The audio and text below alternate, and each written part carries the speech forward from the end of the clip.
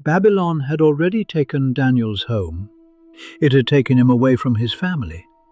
It had brought him into a pagan empire, begun teaching him a new language, and even given him a new name. Daniel accepted the education. He answered when the Babylonians called him Belteshazzar.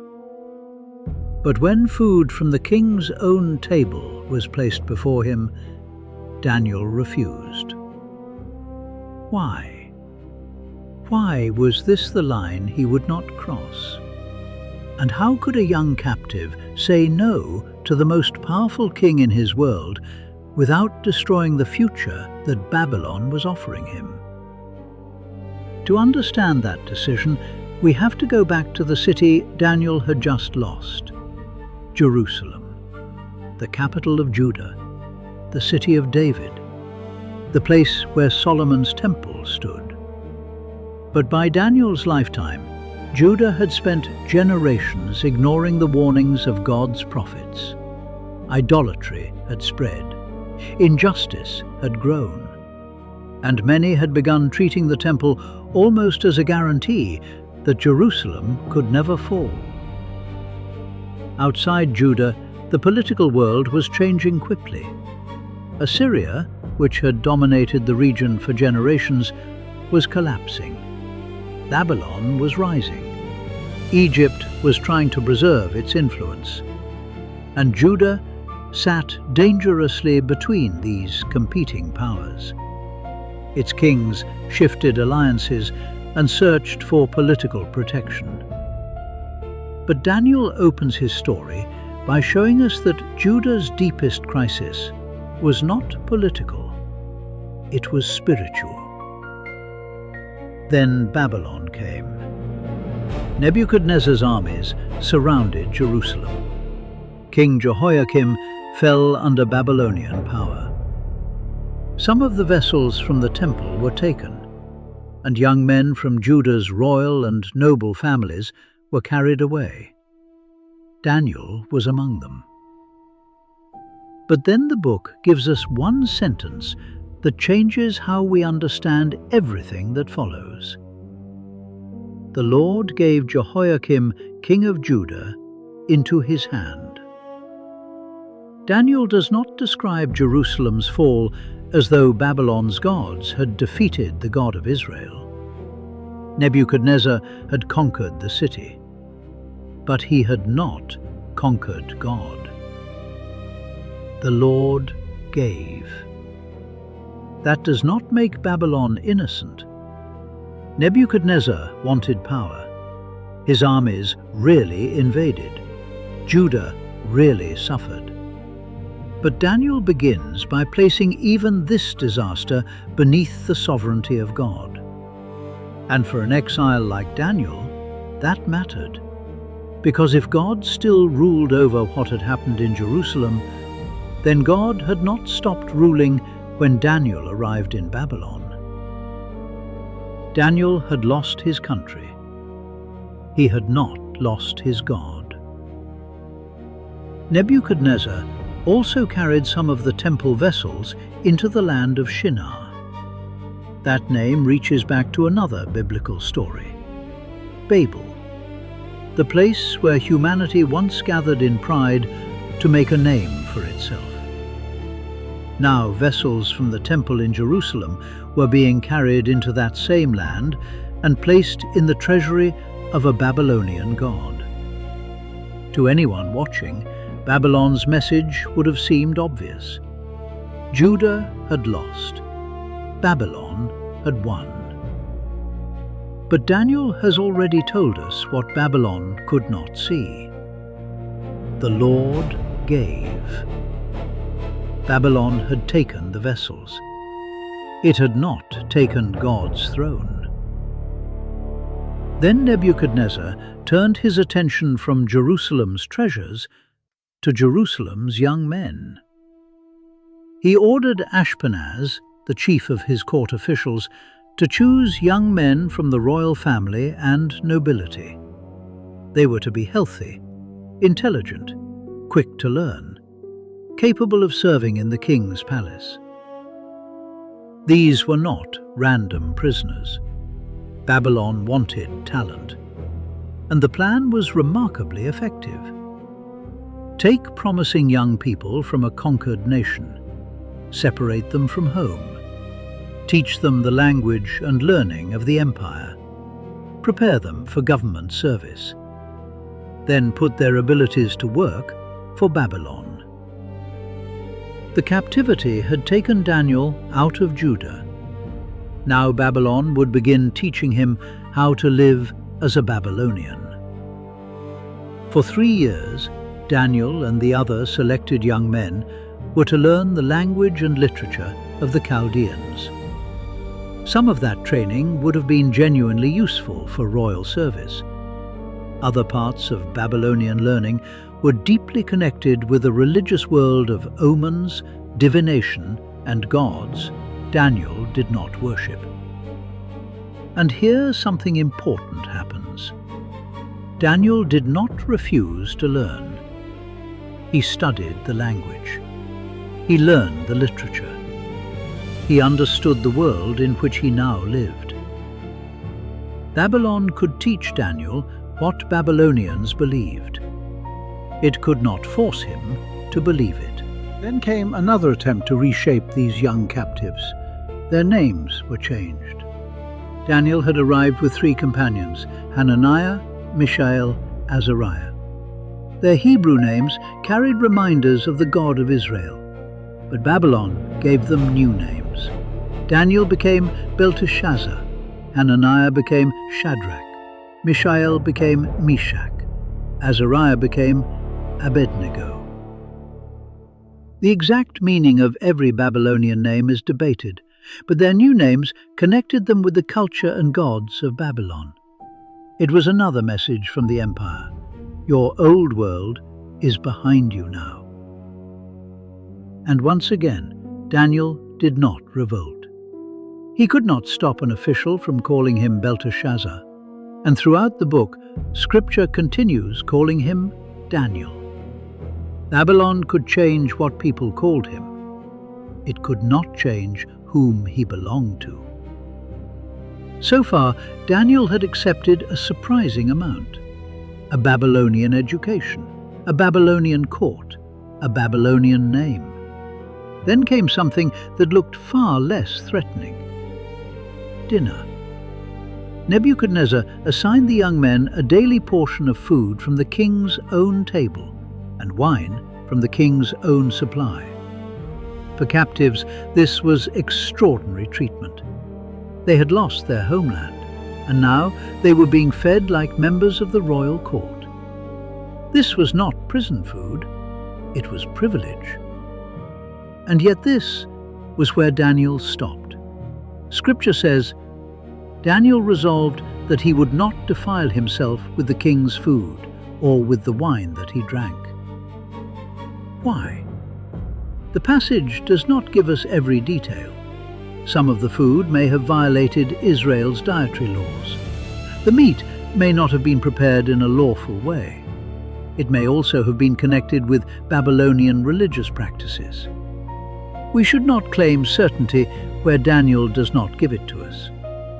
But Daniel himself was certain about one thing. Eating from that table would defile him before God.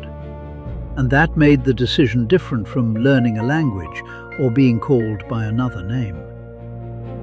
Babylon could educate him. It could rename him. It could place him inside its court.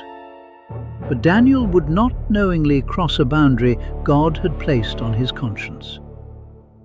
And notice how his first great test arrived. Not through torture, not through chains, not through a threat, through privilege. The king was offering him something desirable: good food, wine, training, a future in the most powerful court around him. Daniel was not being asked to suffer. He was being invited to enjoy what Babylon offered. And somewhere inside that invitation, Daniel saw a line he could not cross. So before he confronted anyone, before anyone threatened him, before anyone even knew there was a problem, Daniel made the decision. he resolved. The matter was settled in his heart before it became public. But private conviction was the easy part. Daniel was still a captive. The food had been ordered by Nebuchadnezzar, and the official responsible for Daniel answered directly to the king. Refusing the royal provisions could cost Daniel his place in the training program. It could destroy his future. And if anything went wrong, the official responsible for him could pay for it too. Daniel knew where he stood. Now came the harder question. How do you remain faithful when someone else may suffer for your decision? Daniel could no longer keep the decision inside his own heart. Now he had to speak. Daniel approached the chief official and asked for permission not to defile himself. That matters. Daniel did not overturn the table. He did not insult Babylon. He did not make a public spectacle of his conviction. He asked. His decision was firm. His manner was respectful. And before the official even answered, Daniel tells us something else had already happened. God gave Daniel favor and compassion in the sight of the chief of the eunuchs. There it is again. God gave. The same God who had ruled over Jerusalem's fall was already at work inside the palace of Babylon. Not through an army this time, through one man becoming willing to listen. But sympathy did not remove the danger. The official told Daniel, "I fear my lord the king, who assigned your food and your drink." If Daniel and his friends began to look weaker than the other young men, Nebuchadnezzar would not blame them. He would blame the official responsible for them. And in Babylon, disappointing the king could be dangerous. Daniel understood that, so he did not demand that the official risk everything for him. Instead, he found another way. Daniel approached the guard directly responsible for him, Hananiah, Mishael, and Azariah, and he proposed a test. Test your servants for 10 days. Give us vegetables to eat, give us water to drink, then compare us with the young men eating the king's food.